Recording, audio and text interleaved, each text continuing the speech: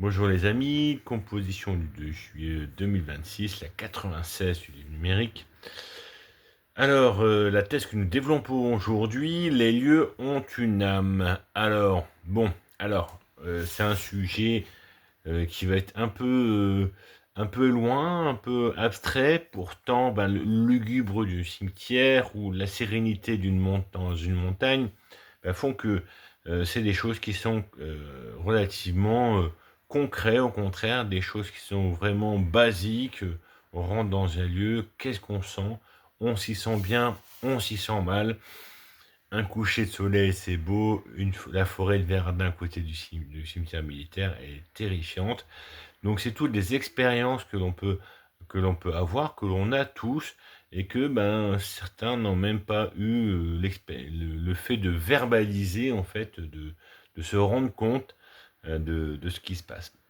Alors, la thèse, les lieux, donc toujours thèse, antithèse et synthèse, avec une petite conclusion qui va bien à la fin. Les lieux ont une âme. Il y a une influence qui va être relativement pratique. Les échanges, les carrefours, les bords de l'eau, on peut accoster avec les bateaux, vont être naturellement des villes. Les lieux isolés, comme les déserts des montagnes, des lieux où on va se retrouver plus dans la solitude, dans l'introspection. Là, on voit comment un lieu va impliquer un comportement, et ce comportement va impliquer un état mental, un état intérieur.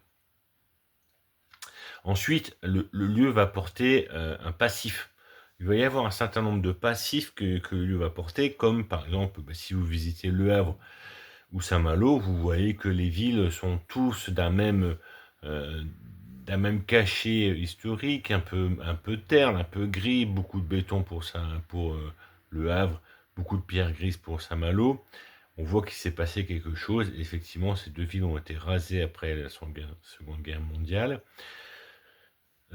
Les espaces agricoles, les hôpitaux, les lieux de concert, etc., portent aussi euh, une histoire dans ce lieu. Et quand on rentre dans ces lieux-là, forcément, on va recevoir tout ce passif que le lieu porte. L'architecture elle-même va engranger la mémoire des sites industriels, des bâtiments industriels. La ville de Lille est très hétéroclite, c'est la ville à côté de chez moi. Et on voit pas mal de styles, de l'art déco, ou bien des usines, des usines de haut de gamme, des bâtiments modernes, etc. Tout ça va venir porter, euh, tout ça va venir porter un passif, et on va recevoir ce passif quand on va rentrer dans le lieu. Enfin, ça se prolonge dans la population, et la population dans le lieu, dans l'histoire du lieu, peut avoir plus ou moins des comportements qui vont y être associés.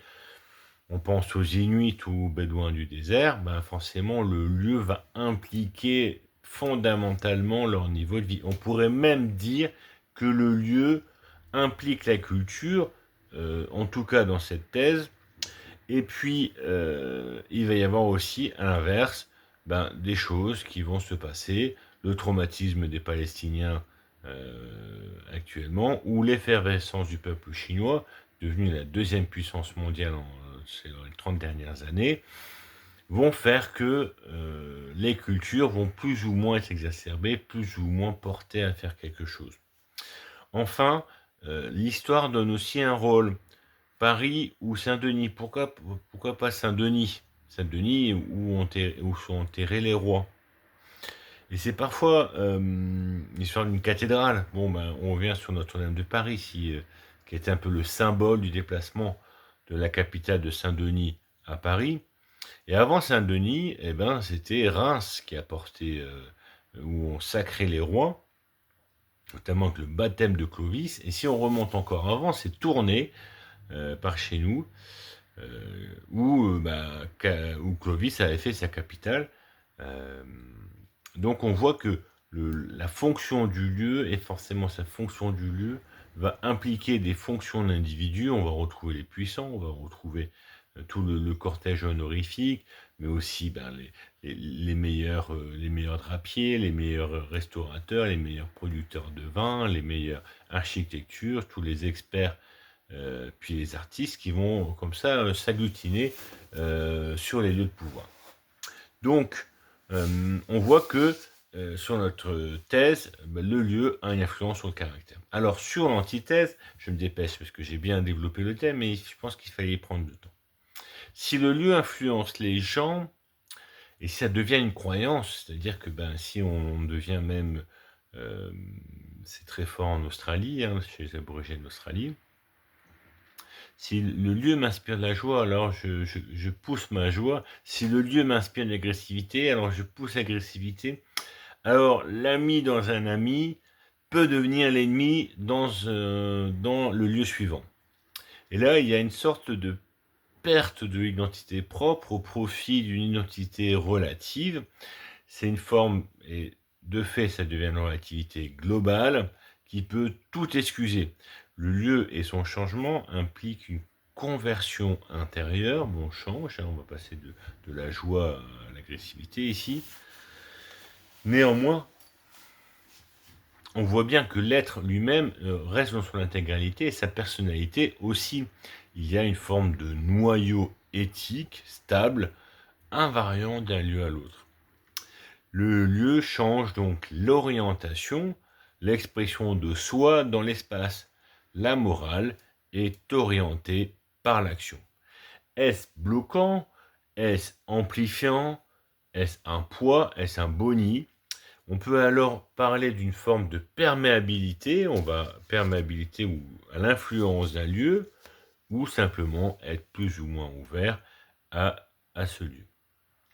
Donc en synthèse, on voit que comment on va faire pour pouvoir passer d'un lieu à l'autre en subissant ces influences. On va s'approprier des gens qui sont complètement fermés au lieu, mais d'autres qui vont s'approprier l'énergie du lieu, vont capter la puissance d'un lieu. Et pour ce faire, il est nécessaire d'avoir une maîtrise de soi, une connaissance de soi. Cela concerne la respiration, la posture, le rythme, l'impulsion que l'on va donner, mais aussi la fatigue, la faim, l'agressivité somatique. C'est-à-dire c'est stress qu'on peut avoir, très courant par exemple dans les périphériques des grandes villes. Et Dieu salue ceux qui sont dans les bouchons et qui m'écoutent. Donc le contrôle de ses pensées, elle est induite par le lieu, fait peser des récits automatiques ou des justifications morales. En plus, c'est l'heure des bouchons, donc là, il y a plein de gens qui font les bouchons. Donc, en conclusion, on peut dire que la maîtrise de soi protège tout en s'appuyant, tout en permettant de s'appuyer sur l'énergie du lieu. Et cela crée une expérience partagée. Là, on visite des lieux ensemble, car et cet effet est une émotion partagée. Donc c'est une expérience collective, mais personnelle. Et donc on peut voir, et c'est quelque chose que je vous invite à voir, comment d'un lieu à l'autre, on sent cette influence qui change. Voilà, je vous remercie beaucoup pour cette attention, pour votre attention. Et puis, voilà, bonne journée à vous, au revoir.